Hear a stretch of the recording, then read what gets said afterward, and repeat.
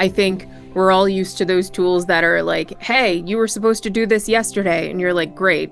But when we think about those just-in-time things, the hardest thing is being a human and trying to deliver to every individual employee that unique experience, that just-in-time needs met situation that, skyrockets the NPS scores and has you labeled as best places to work. And one of the ways that we can do that better is by leveraging AI, not to replace the people interaction, but to enhance it, to be able to prompt certain conversations, be it a developmental one, to go in and say, hey, I want to ask somebody to be my mentor. What's the best way for me to go about that? You can do that in our own tool, but you can also say, great, I really want to work on, let's say, my technical skills in coding. Who are some great folks for me to reach out to? And what's always interesting to me is like, not the 5 names that it gives you that you're like, yeah, that's who I would have thought of, but the other 8 that it gives you that you go, oh, I don't really know them very well. And so maybe I might want to use this as an opportunity to meet somebody else in the company. And then it further builds those connections and just continuing to have that feeling of I work in a place with other humans, and having that be enhanced and reimagined by that partnership with AI is something that I think is really cool, that we're going to see more value out of in the future.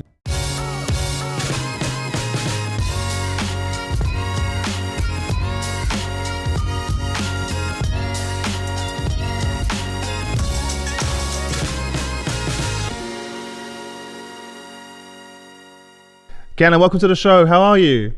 I'm doing all right, thanks. How are you? I'm all right. So I've got a really important question. So everyone always tells me and gives me a lot of heat about my plants behind me. Sure. Is your one real? Let's be honest. No. Come on, don't lie. It's feeling a little plasticky. I'm going to tell you, if it was real, it would probably be brown on the edges and leaning over. Both of us have not. Yeah, both of ours look way too good, don't they? Like it's just. Just saying, if you want to know where to get plants that look real, yeah, come here. Yeah, well, this is the embarrassing. I don't know if it's embarrassing. I was interviewing IKEA, CHRO, and she was like, "I like your IKEA plant," because it's literally from IKEA, and I was like, cool, thanks for that. That's fun. Cool. Let me know. You're like, so will you send me 2 more to really fill things in here? Yeah, exactly. I was like, do you know what? I'll take an IKEA sponsorship for the podcast. It'd be the most unconventional podcast sponsorship ever. You can try building the new setup while interviewing people. No, it could be a team building.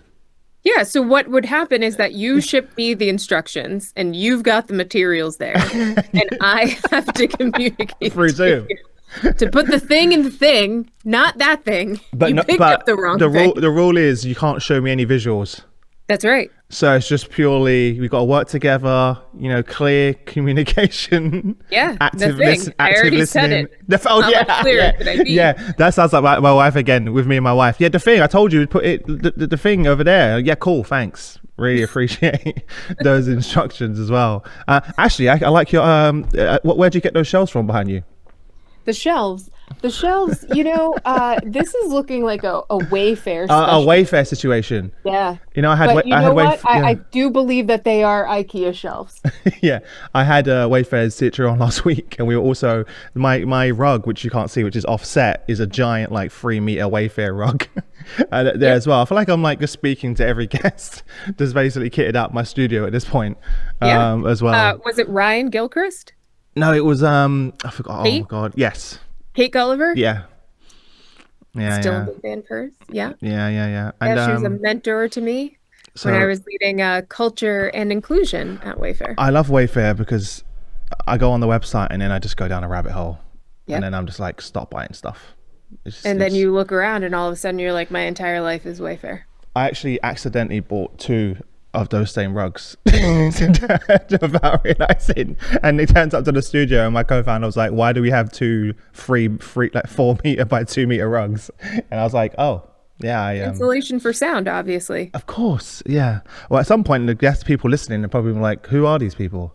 and maybe we should get into the episode as well. Tell everyone a little bit more You about. want? I mean, I think they will like this. Just driving home. Yeah, I'm like, exactly. listen to this nonsense chatter. It's I great. feel like one of the things I always tried to do when we first started this was bring a bit of fun back to HR along the way, because everyone's like so serious. Like, I used to listen to like these podcasts. Everyone's like, and there's this magazine in the UK. It's very popular called the HR magazine, and it's very prim and proper. And I was like, can we have a bit of fun?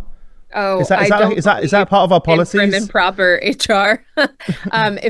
So I'm currently in Dublin. I flew in this morning, and if we were in my office at home, either in my house or in our Framingham headquarters, you would see me be surrounded by Lego, Oh, and especially the latest Nike by Lego collab, where you build a dunk I have shoe, not. and Oh, a no way! basketball. I've not seen that. Oh yeah, I would have bought oh it. yeah, it's great.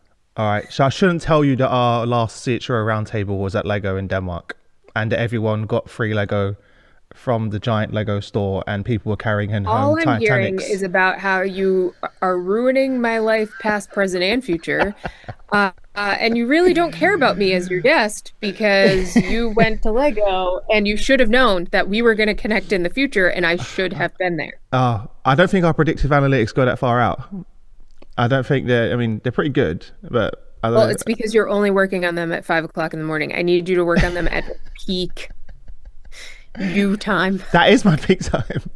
That's what people don't realize. That is peak Chris time. No, like Shane and I, they call us the bat and the bird.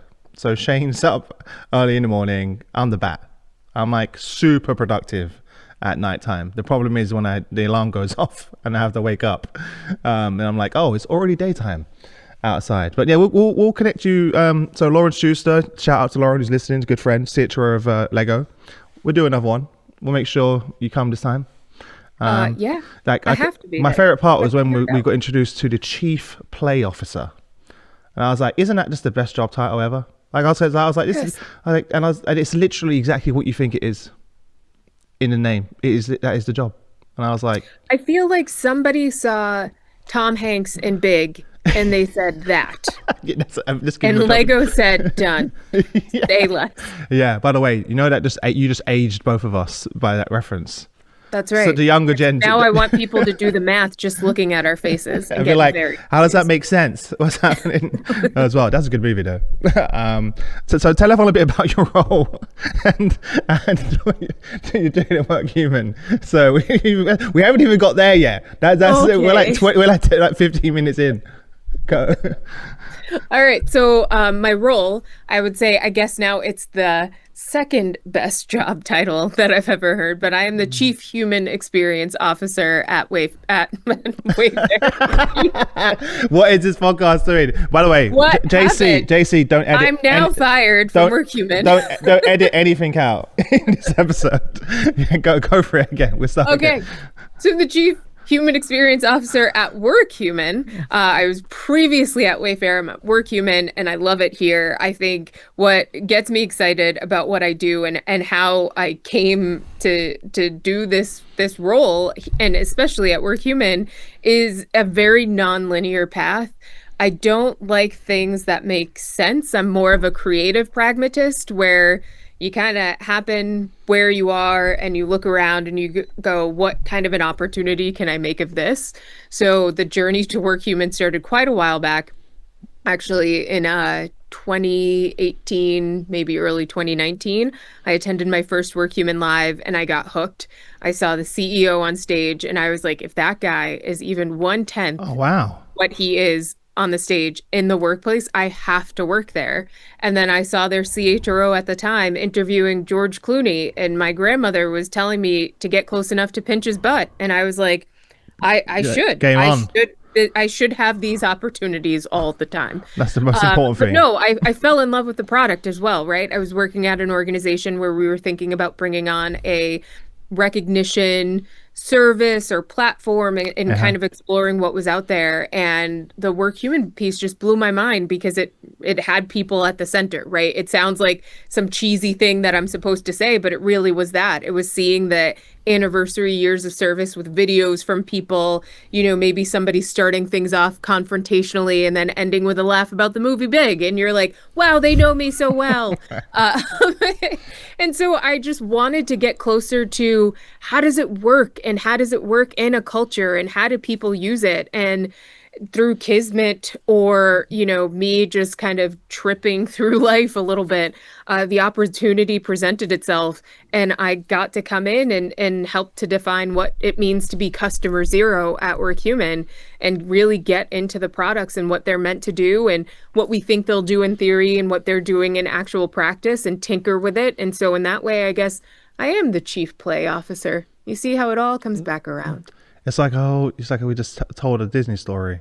That's right. Yeah, yeah. I am Moana or KeyAnna Right in the or way. your mama if Right. you're my voice. Yeah. Don't get started with that because my daughter will overhear you right now and start running out of the woodwork somewhere and tell We'll sing me. it together and that will be Yeah. the rest By of the this way, her pod. like every single year, every summer, and she's like, "Can we go?" Like, I'm like, "What are we gonna do this summer?" She's like, "We need to go to Hawaii."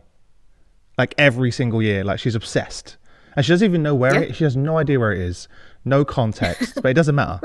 So she's like, "We're going to Hawaii." I was like, "Robin, we're not going to Hawaii." She's like, "Daddy, like every year." I'm talking like 3 years in a row, persistence, Hawaii. So maybe I'll be. I'm going to send you a globe so that she can at the very least know where it No, is. I did. So what we did, I bought her this like puzzle where the puzzle pieces are the shape of the countries, and then you have to put them all in. And now she's like, actually, she's kind of mastered it now. She knows. It's embarrassing when your child knows more than you, and she's 7 about where, about the map. Are you kidding me? Like That has been my experience since my children were yeah, babies. she was like putting all of the countries all over Europe in the right order, and I was like, I didn't know that.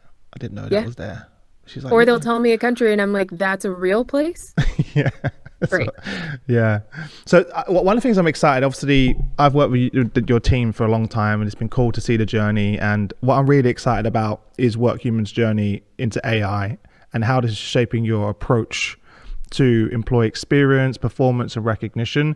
Because there's quite a few companies in your space, but no one's really, they're talking about AI. There's a lot of talk. Sure. I'm trying to be nice right now. Like, let me just pause my words. But I feel like you guys are doing something really special. Let me just pause Yeah, there. and listen, I believe we are doing something really special. And I believe it's because for the last 25 years that this company has existed, we've always known that there was something special about people recognizing each other within a business, right? And I guess what we maybe had an inkling of at the time, but has become more and more true over time is the data that that creates and being able to see who's connecting with whom, what are they recognizing each other for, how are the values being lived in your organization, who is actually really critical to the project, but maybe is the least heard from member of the team. All of those things get displayed in one recognition moment. And as you have thousands of those connections over time, you really start to see different patterns emerge. And what AI is great at is identifying patterns and then discerning the what does this mean out of that. And so it's taking something that is innately human, adding that AI, learning that AI agent and saying, now, how do we turn this into insights that anybody across the organization can leverage so that everybody is empowered and powered by the interests of what is this group doing? How are we connected? Where are their silos? And you don't just have to rely on your HR team. And it actually allows your HR team or your people team or your talent team or your human experience team to be real strategy partners to the business, which I think is the other piece of this, right? Like selfishly, we always talk about wanting to be strategic partners to the business and Yeah. wanting to see our work as strategic. But right now, there is nothing more strategic than how do you get AI to partner up with your human capability set and help just charge your organization into the future. And we're doing that with our own data recognition, both inside of our own company, but also with our customers. And so it's been really cool to see the different journeys, the different stories that get told. And it also has sprouted a ton of innovation where we've been internally lovingly referring to this thing as Gen AI, but it's Gen JEN. And it's Of an course it example is. of what does your resume look like when it's just built from the recognition data that you've received over Ooh, years and years and that'd be years, fun to see. and what gets called out as your strengths and your key skills. What are the things that you maybe tend to over index on? What are those relationships that you have in the organization, and when did you last have that connection? And all of this experience over your time in an organization being able to be laid out for you so you can go, you know what, 4 years ago, I was doing a lot of this and I pivoted. I wonder if I actually am capable of taking on this different opportunity that I wouldn't have considered. And so it's a myriad of different ways that we're finding use cases for this partnership between AI and this unique data source that we have. Yeah. And we're just at the beginning, right? I feel like one of the things I'm so excited about is one, the data piece that you mentioned, but the ability to customize this to meet each individual where they're at, Yes. and give their own personalized dashboard in real time, you know? That's right. That's Yeah, right. and I And think it's the that's so real cool. time of this that really matters, right? I think we're all used to those tools that are like, hey, you were supposed to do this yesterday. And you're like, great, but Thank- it's today. Yes. So Just in time. really appreciate that. Like, thank you for But getting me to in the moment that mattered. Yeah, that's thank you. right. That's right. But when we think about those just in time things, the hardest thing is being a human and trying to deliver to every individual employee that unique experience, that just in time needs met situation that, skyrockets the NPS scores and has you labeled as best places to work. And one of the ways that we can do that better is by leveraging AI, not to replace the people interaction, but to enhance it, to be able to prompt certain conversations, be it a developmental one, to go in and say, hey, I want to ask somebody to be my mentor. What's the best way for me to go about that? You can do that in our own tool, but you can also say, great, I really want to work on, let's say, my technical skills in coding. Who are some great folks for me to reach out to? And what's always interesting to me is like not the 5 names that it gives you that you're like, yeah, that's who I would have thought of, but the other 8 that it gives you that you go, oh, I don't really know them very well. Hmm. And so maybe I might want to use this as an opportunity to meet somebody else in the company. And then it further builds those connections, which, can be challenged by being in a hybrid environment where some folks are remote, some folks are in the office, some folks are permanently remote, and just continuing to have that feeling of I work in a place with other humans, Hmm. and having that be enhanced and reimagined by that partnership with AI is something that I think is really cool that we're going to see more value out of in the future. Yeah, I think definitely as we're going more, companies going more and more remote or hybrid, it creates like the kind of the glue within the system to create connections that you wouldn't perhaps come across before, right, and be recognized. And also that's going to lead to more innovation That's right. inside. I worked in an office where for like 2 years I didn't even see the floor above me, let alone Yep. remote. Where like Yep. there was like the marketing team above, and the sales and marketing just didn't interact, right? And this is in a physical location. So the ability to be able to bring all of that together in a platform, for people to recognize each other from all over the world and create new connections, I feel like it's super important. It's something Well, excited about especially being now recognized. when we're in the world of you join in on the Zoom, I join in on the Zoom, and we realize we booked 2 different conference rooms, but we're both in the office today. And it's like, okay, can Yeah. we just get back to basics of like, hey, are you here today? Yeah. And so any tool that is going to help us to remember what it's like to be human at work, I think is a useful tool. And any tool that's going to help us think about how can we do this better, do it slightly differently, integrate some other technologies into this to help, the note takers and all of those things. And for us, for our own tool, to be able to recognize in the moment, right, in the middle of a Zoom meeting where I'm like, Chris made a really good point, and this is helping to elevate the conversation in the room. I just want to write this down so that I don't forget to recognize him for this later. Like all of those things, being in the moment, being the just-in-time reminders, those are the things that get us excited Yeah. because it's how HR was meant to work, and it's how learning and development and all of the other components are meant to work. And I think this gives us a fair shot at actually seeing, is that truly possible at scale? Yeah. It'd be cool if you can connect the platform to sort of your AI note takers inside of video calls to record those moments, and then you don't have to write it down. That's right. That's right. And so in some ways we can, right? We can pull that out of the notes and say, can you create for me a recognition moment?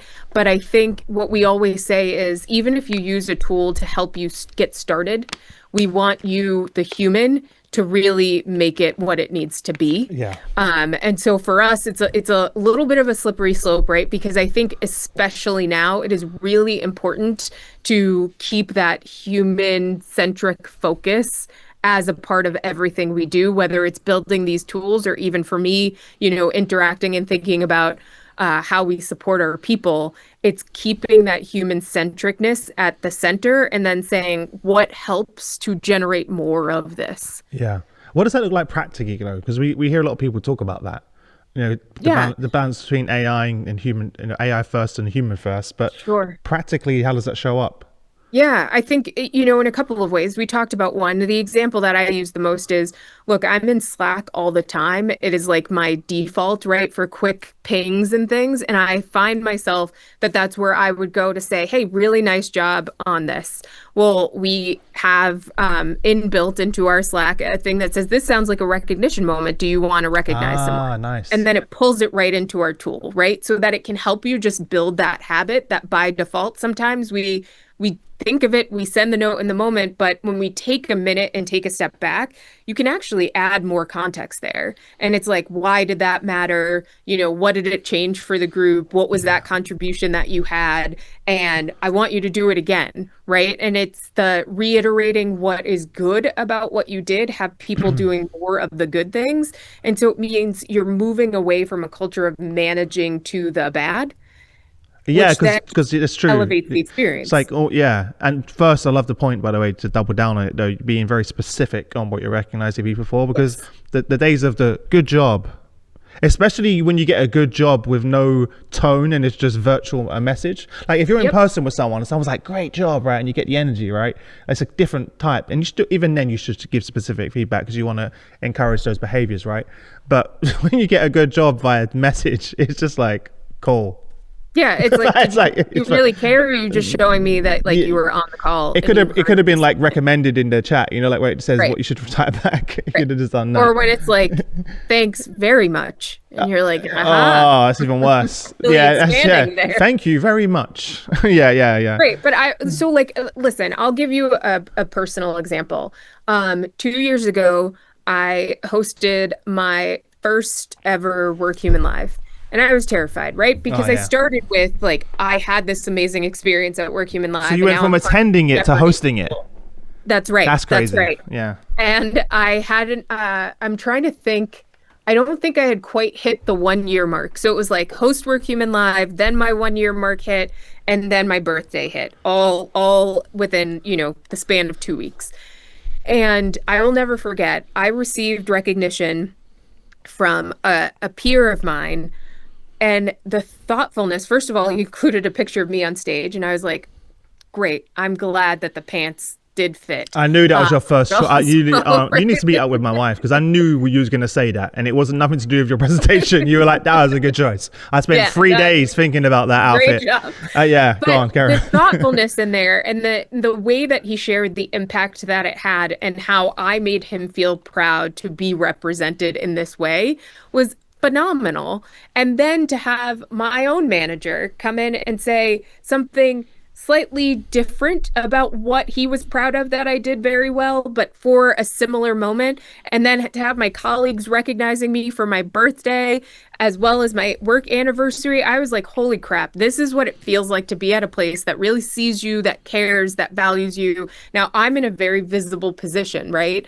But we see this all the time on our platform where I go, oh my goodness, I haven't seen that person since my orientation in my first like 90 days of talking to everybody. And look at, I'm going to go in there and comment on how they just ran this ridiculous race and I wouldn't even run if chased. Like, that's impressive to me, right? Like, I will go in and make these comments, and it's like being able to still feel like you're connected even when it doesn't feel like there's enough hours in the day to connect. And I think that that's another piece that it gives you, right? Is this sense of I'm connected to the place that I work through the people that I work with. And that's what you want. You want to be reminded that, look, days can be stressful. There can be really hard days. There can be days where you're frustrated or a project didn't go your way. But if at the end of the day you can say, I like who I work with and I want to go back, that's all we're asking for, right? Yeah. And then because then you're going to show up, you're going to try your best, and we're there to help you. And it's kind of fitting those two pieces together to reinforce that I like the people that I work with, I like the work that I'm doing, I'm having a good time doing it, and I get celebrated for showing up in this way. Mm-hmm. Yeah, no, I love that. One of the questions I get a lot, though, I saved this for you because I get this on a lot of episodes, is the ROI of recognition. Right. You knew that was probably coming. So firstly, like what outcomes are employers, your customers experiencing, and then what level of investment is needed for organizations to really do this in a meaningful way? Let's just say it that way. Sure. So, look, I think there are the traditional metrics that HR has been asked to track historically, right? You see positive momentum in terms of retention, you see decreased attrition, all of those people metrics that you want to see moving in the right direction. I think the pieces that often go underlooked, but are almost in some ways just as valuable, if not in other ways more valuable, are those real in-time culture indicators that go beyond the ENPS surveys that give you a sense of, you know what, we've tied this program to our values, and yet I see that these three values are used 98% of the time, and the other five values are used 2% of the time. We may want to look at, are we driving the right behaviors? Are we rewarding the right things? And really, are all of these things our values? Or have we really hit on something quite interesting here? And we need to take a look and perhaps pare some of these back because this is exactly what we want. So it allows you to understand better what are those levers that you're playing into that inform what your culture is at any given time. And I think the other piece to this is it allows you to not have to actively monitor how things will work when you give your employees the keys and the resources that they need to do what they feel are the right things in recognizing their peers, right? So there's a total rewards element to this where people are able to redeem for points if you're doing a points program, which we always suggest is best because I don't know about you, but I've worked in those places where they go, you're getting a spot bonus for $100 or €200. And you're like, great. And then as soon as it's in your check and, taxes and things are taken out, you're like, I didn't really feel it. Yeah. But when I get to go in, and one of the big things that I redeemed for was my 10-year-old at the time was really loved the play Hamilton. And so we say when you hit double digits, your first double digit, your two whole hands, you can ask for a big thing. And so he wanted to go to New York and see Hamilton on Broadway. And so with my points, I was able to pay for 3 nights in a hotel for my family. I was able to pay for the Broadway tickets for me and my son to go. And like the good tickets that if I looked at the dollar amount, I probably would have said, no, you're not like, can be a few rows back. You're only 10.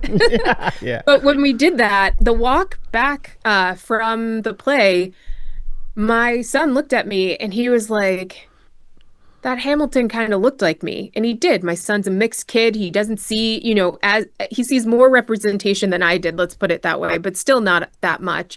And it made him think differently. But then also during the play, he was like, yo, bro, this Hamilton is more anxious. And that guy's being a little sus. and it helped me to understand Gen Alpha language, and that is the greatest gift of all. Okay.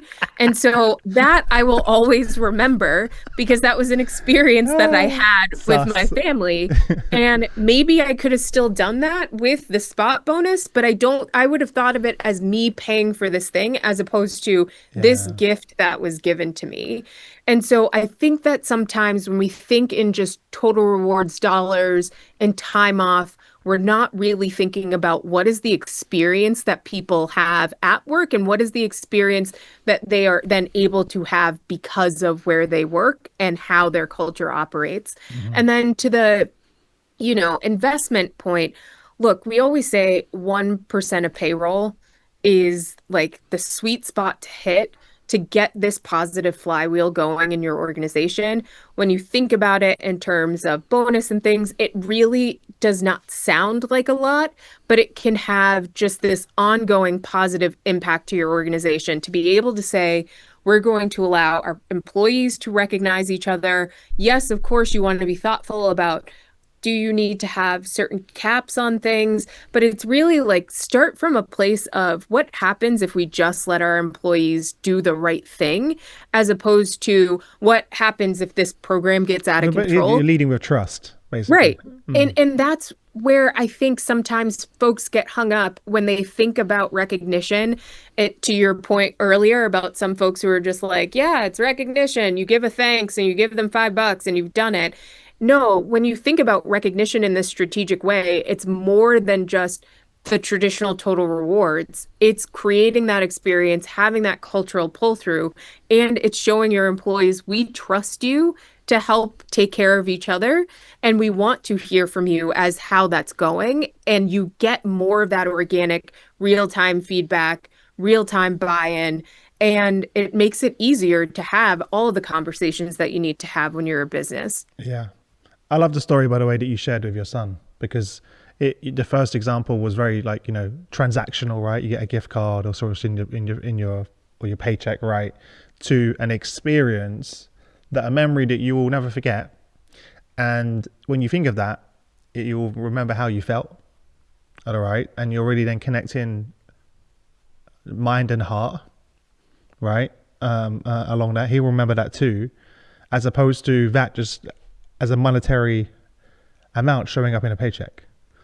Yeah. Right. And those are And the moments that remember. like Yeah. my boys remember it that I work here.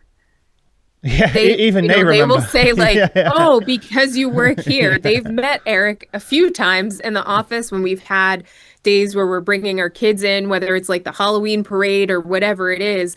And one time when my youngest almost literally ran into him, and luckily Eric had on some good sneakers, good traction, was able to dodge him a little bit. But they're like, so that's the guy that lets you have these points so we can have these things. And I I'm love like, that. Yeah. that's the guy. That's such a child's mind of like, that's the guy. Right. But for Yeah. them now, they don't, like they've seen me when I've worked at places where they're like, Mom, you seem so frustrated. And I will tell you within my first few months of working here, of experiencing the program, getting really excited and seeing like this is what it's like when you have a culture that believes in these things.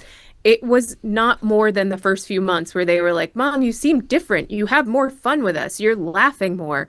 You eat dinner with us all the time. And I think that's the other piece too is, when you invest in a program like this, it does make you think differently about the experience that people are having at work. And it makes you check in more in this more human way that I find it hard to necessarily quantify. And that's sometimes the challenge is that you get these things that become tangible, but they initially kind of sit in this intangible space of, I don't know, I just feel better connected, right? And it's like, well, what does that get you in terms of value? Well, it means I'm less likely to pick up the phone if, a recruiter calls me. I'm less likely to badmouth the organization if we're going through a tough time. I'm more likely to encourage collaboration with my teammates as opposed to, no, we have to siphon off resources because we only get so many shakes at the pie or whatever. Yeah. I was the same in my previous company. I was there for like over 10 years, and every time I got the annual recruiter calls, I feel like I'm on their Excel spreadsheet, and once a year they try and get me, right? And I could tell, like, I literally was the same, even sometimes down to the same week. And I was like, you guys need to have a better strategy. I really loved my team. Like, the only reason I stayed there for so long wasn't because I was making way more or my role was expanding rapidly. I was like, I just really enjoy working here, and I'm surrounded by some amazing people. And it took me years to develop these great relationships. And do I want to go over here for an extra like 20K? Or whatever it may be, like, Right. and that's what kept me there, right? And I felt really recognized. That I always give credit to Andy, our CEO. Like, anytime for like the whole 10 years, every single time someone did a deal, he walked down from his office across the entire floor and congratulated you in person, and was specific about it to every single salesperson every single day. It's a lot of work, and I didn't even fully appreciate it at the time, because I just thought that was normal.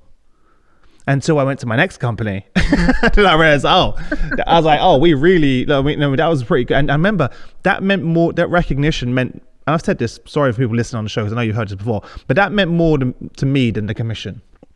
Yeah. And the sale, like the recognition in front of everyone, and like to be rewarded for my work. Like, I was excited about when I got a deal, like, Andy's going to come down, give me some recognition. like, I know it sounds silly, but that, like, for me, that was like a big deal. And I think too, right, the nice thing about investing in a real recognition program done right, with the right level of investment, with the right level of engagement, it also means that you can, back to the earlier, part of this conversation around personalization, it means that you can personalize it. Yeah. It means that as a manager, I can go around and I can ask my direct reports, how do you like to be recognized? And if somebody tells me privately, well, then I could still recognize them on the platform, but make it private. Or I can recognize them on the platform and make it restricted so that everybody can see that they got recognized. They just can't see the details that are there. Yeah. Right. Or I can make it public for those folks who are like, I want a big song and dance. It also doesn't preclude you from still having the birthday cake in the office or the baby shower before somebody goes out. It just enhances all of those things so that there's less of the stress of, how much do you give for a baby shower these days? Or somebody bought a new house and what are we doing? Recognize them on the platform, and then they can go into the store and pick out what they want. I remember when we moved into our house, I think it was just a few months after I had started this job, and I had taken for granted that we had ceiling fans in every room in our old house, and we did not in this room. And the first thing I did with my points was I bought those really nice Dyson fans with the HEPA filters and the whatever, and got one for everybody's room. And every time I walk into the boys' room now, I'm like, thanks, Workhuman. You're like, thanks, we can breathe easy. Thanks. Yeah. What do you think? But by the way, I'll double down. Anyone listening right now, when was the last time you asked your team how they like to be recognized? Because I made that mistake for so many years, and I was because I did when I was a sales executive. I was recognized in a certain way, and I just thought everyone likes the stage. Everyone loves to go up and get a trophy, right? And then I found out very quickly from one of my top sales team, and he took me to one side and was like, I dread every single month, because at the end of the month, he was always a top salesman, and he dreaded going on stage and getting his award. We used to do a monthly sales awards. And I was like, oh my God. So you're stressing throughout the entire month that you have to go up in front of the whole company and take, which everyone else is excited to do. And I was like, oh my God, I'm so sorry. Like, I just never, thought about that. And he was like, yeah, like this over a year of this person, like incredible sales executive, obviously kept winning every month. Imagine how many more sales he would have made if he wasn't just being the top salesperson every month. One of my favorite things is when I told him, you don't have to go. I forgot to tell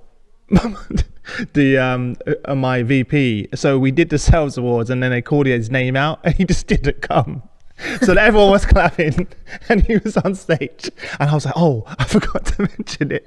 And then literally, but it turned out into and then from a year on, it became a comedy joke. So during that portion of the awards, they would all go, oh, I'll say his name, Cameron. He's like, hey, where's Cameron? And everyone's like, ha, he's on the phone still. Because basically, literally, while we were doing the awards, he's still dialing, he's still smiling and dialing and doing deals as well. So it's like, it takes a few seconds to ask, And it will mean a lot to the individual that you took the time to ask them. Last question before I let you go, because me and you could talk forever. I feel like we need our own show at this point. We should have our own show. Yeah, I don't know how much value people will get, but they'll have fun. I feel like they'll get a ton of value. It'll bring a smile to their face. The birds will start singing no matter where they are. Yeah, we've got to have just like crazy segments throughout. What would you say is like one of the misconceptions about recognition that you hear a lot? The misconceptions, I think that it's just an extension of total rewards. You know, it's this idea of like, okay, so you give them $5 or access to a gift card, and then great. And so how much should that cost us?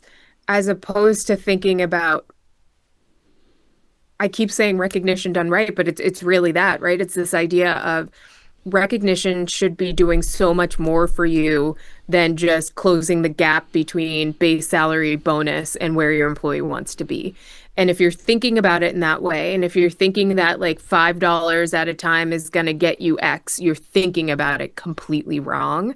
And I want people to demand more from their recognition program. I want them to, you know, think about this as a strategic investment in the same way that you would think about, you know, investing in an AWS platform to store all your data, right? Like this level of investment should come with some expectations that should be moving culture in your organization. And it should be getting your people to look around and say, man, I love it here. Or if they're not that effusive, at least saying, yeah, I like it here. But in a way that, you know, they're motivated to keep showing up for each other, because a business is only as good as its people. And if your people aren't happy, they're not going to do their best. If they're constantly stressed, they're not going to do their best. And if they feel like acknowledging the day-to-day that keeps the lights on is not ever worthy of being shouted from the rooftops, well, then it's only a matter of time before they go, well, this is just like any other place and I could do this anywhere. And recognition should really help you to differentiate what makes your business unique, what is that, you know, employee value proposition, but also what is that strategic business investment that says our people are our most valuable resource and here's how we should be treating them. I love that. It kind of, we mentioned it becoming part of your culture, obviously, but it's kind of also the way in which we the way we work at Workhuman, right? It's just right. Like it's in the air. That's right. I can't think of a word, right? Like so, and I'm sure you probably get that when people first join the business. They must have quite a interesting experience. They're like, whoa, people think it's weird when they first join, especially, you know, I've kind of lovingly referred to those who have been recently traumatized in the workforce, coming from those employers that are just like, you could be replaced at any time. And then they come here and it is this sense of like, when is the other shoe going to drop? And then you realize the other shoe doesn't drop. It's just, this is what it's like to work with people who are allowed to care about their, you know, fellow colleague. And when you realize like, oh, work can be like this, it then makes you terrified to ever want to go anywhere else, because you're like, this feels like magic. And what I'm saying is I don't want it to feel like magic. I want it to feel like the norm so that we can continue to be pushed to do better. But like, I think as we talk about the shifts in working culture, especially since the height of the pandemic, this should be one of those shifts that people demand, and it should be one of those things that just become the norm and expected ways of working. And I don't know that we've had enough of that conversation yet, but I feel like we're almost there. Yeah, I love it. Well, KeyAnna, you're the best. I really appreciate you taking the time to come out. Before I let you go, where can people connect with you if they want to reach out and say hi? Yeah, they can connect with me on LinkedIn. I am one of those weird elder millennial types that is not on the other social platforms.